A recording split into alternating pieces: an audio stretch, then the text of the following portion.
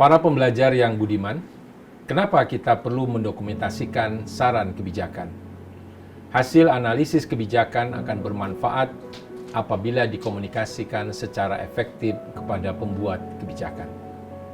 Salah satu bentuk komunikasi yang umum dilakukan adalah melalui pendokumentasian secara tertulis. Namun, untuk dapat menyampaikan saran kebijakan secara efektif, kemampuan menulis saja tidaklah cukup. Analis kebijakan harus dapat memahami kebutuhan dan karakteristik audiens atau pembuat kebijakan. Misalnya, memahami masalah publik apa yang sedang menjadi pemikiran para pembuat kebijakan, cara penyajian data yang menjadi preferensi pembuat kebijakan, seperti data statistik serial atau data gambar, foto, atau data kisah sukses di tempat lain. Dokumen saran kebijakan dapat menjadi alat untuk berbagai tujuan dalam proses kebijakan. Dokumen saran kebijakan seperti policy brief atau policy paper tidak hanya digunakan untuk menyampaikan saran kebijakan bagi para pengambil keputusan, namun juga dapat disebarluaskan pada komunitas kebijakan lain dalam rangka menyampaikan informasi dan mempersuasi komunitas tersebut.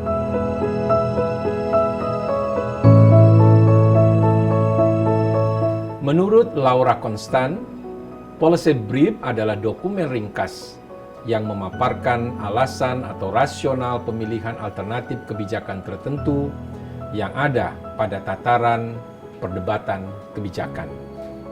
Dengan kata lain, policy brief merupakan dokumen hasil analisis atau penelitian kebijakan yang berisi informasi esensial yang berfokus pada isu tertentu dan membutuhkan perhatian atau tengah menjadi perhatian pengambil kebijakan.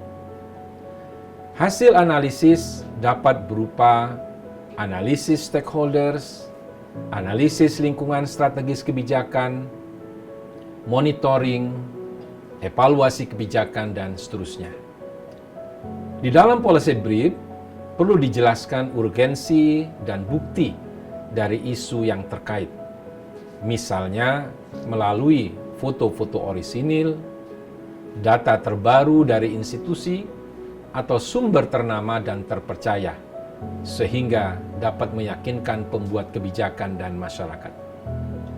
Di dalam policy brief, juga perlu ditawarkan beberapa alternatif kebijakan dan juga sederetan bukti atau proyeksi yang akan datang, termasuk berbagai konsekuensinya apabila alternatif kebijakan tersebut yang direkomendasikan diambil oleh para pembuat kebijakan.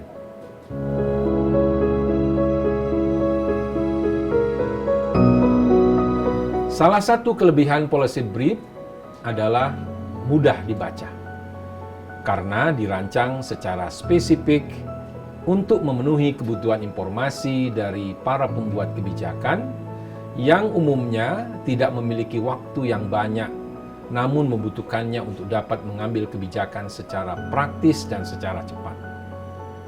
Policy brief memiliki struktur yang ringkas, sederhana, tampilan menarik, dan banyak gambar, sehingga dapat menggambarkan logika kebijakan secara mudah. Policy brief pun dapat segera disusun tanpa menunggu hasil riset selesai, sehingga bisa disampaikan pada saat isu kebijakan masih hangat dan pengambil kebijakan dapat menggunakan analisis kebijakan tersebut pada momentum yang tepat. Mengutip Laura Constant, policy brief yang baik memiliki karakter sebagai berikut. Pertama, fokus, yaitu seluruh aspek dalam policy brief harus berfokus pada pencapaian tujuan untuk memuaskan target audiens. Kedua, profesional, not academic, yaitu audiens policy brief lebih berkepentingan terhadap perspektif penulis tentang masalah dan solusi daripada terhadap prosedur ilmiah yang diterapkan dalam analisis tersebut. Ketiga, evidence based, yaitu mengandung bukti yang valid dan relevan terhadap permasalahan dan konsekuensi dari pemilihan terhadap solusi tertentu yang diperoleh dari analisis secara terstruktur. Yang keempat, limited, yaitu karena faktor ruang yang terbatas, policy brief harus difokuskan hanya pada satu masalah tertentu saja. Yang kelima, succinct, yaitu policy brief tidak memerlukan banyak halaman. Batasi tulisan kurang lebih 1.500 kata. Dengan jumlah halaman 2 sampai dengan 4 halaman atau maksimal 8 halaman. Yang keenam, understandable, yaitu policy brief harus mudah dipahami baik dari segi kejelasan dan kesederhanaan bahasa maupun dari penjelasan dan alasan yang dikembangkan di dalamnya. Logika kebijakan seperti masalah kebijakan, sebab munculnya masalah, dan pilihan tindakan yang tersedia sebaiknya disampaikan dengan bahasa yang mudah dipahami oleh pembuat kebijakan. Yang ketujuh, accessible, yaitu dokumen policy brief harus mudah digunakan oleh target audience. Kedelapan, promosional, yaitu tampilan dokumen policy brief harus mengesankan dan menarik minat target audiensi untuk membacanya. Kesembilan, practical dan visible, yaitu argumen yang dikembangkan dalam policy brief harus didasarkan pada hal-hal yang benar-benar terjadi. Selain itu, rekomendasi yang ditawarkan juga harus mudah diterapkan oleh target audience.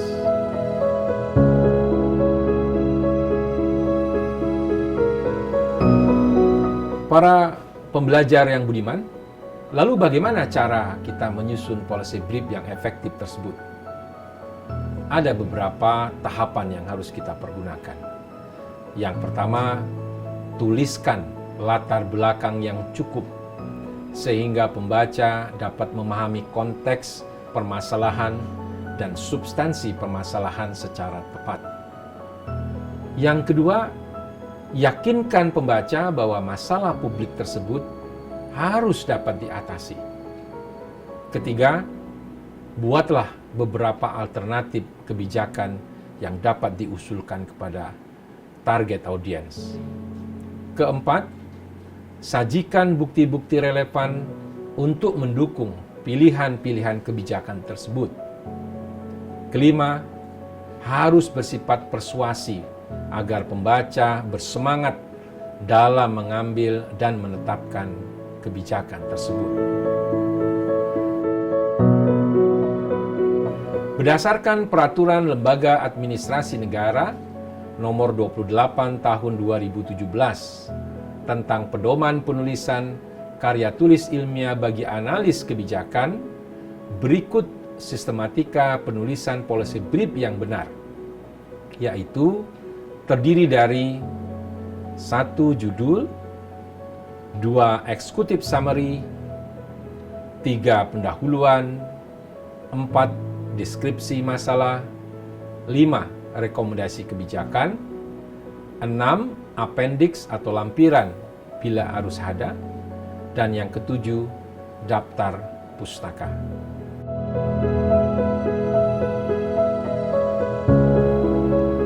Para pembelajar yang budiman, bagaimana agar policy brief bisa berdampak kepada pembuat kebijakan dan juga kepada masyarakat?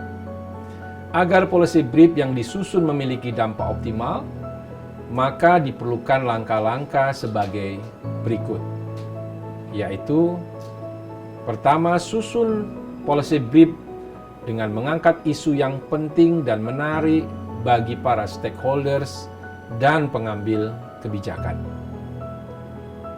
Kedua, berikan rekomendasi dan solusi yang meyakinkan bagi para pengambil kebijakan.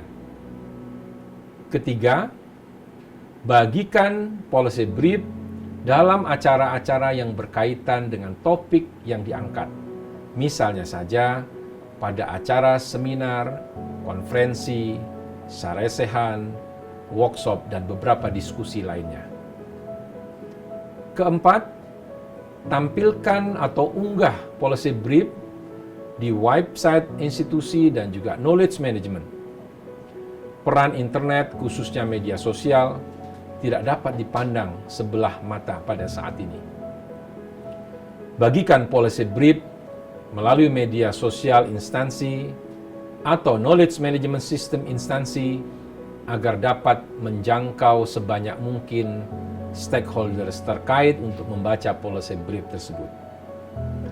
Kelima, apabila diperlukan, sampaikan langsung kepada para pengambil kebijakan yang ditargetkan di dalam policy brief tersebut. Lakukan pendekatan atau advokasi langsung kepada mereka.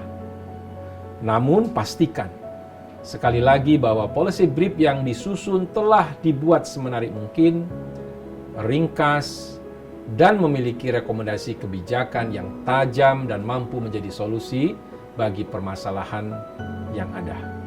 Para pembelajar yang budiman, demikianlah secara singkat bagaimana kita harus menulis policy brief kepada para pembuat kebijakan dan stakeholders lainnya. Kami berharap pembelajaran ini bisa bermanfaat untuk para analis kebijakan di dalam mempersiapkan policy brief. Selamat bekerja dan berkarya. Terima kasih.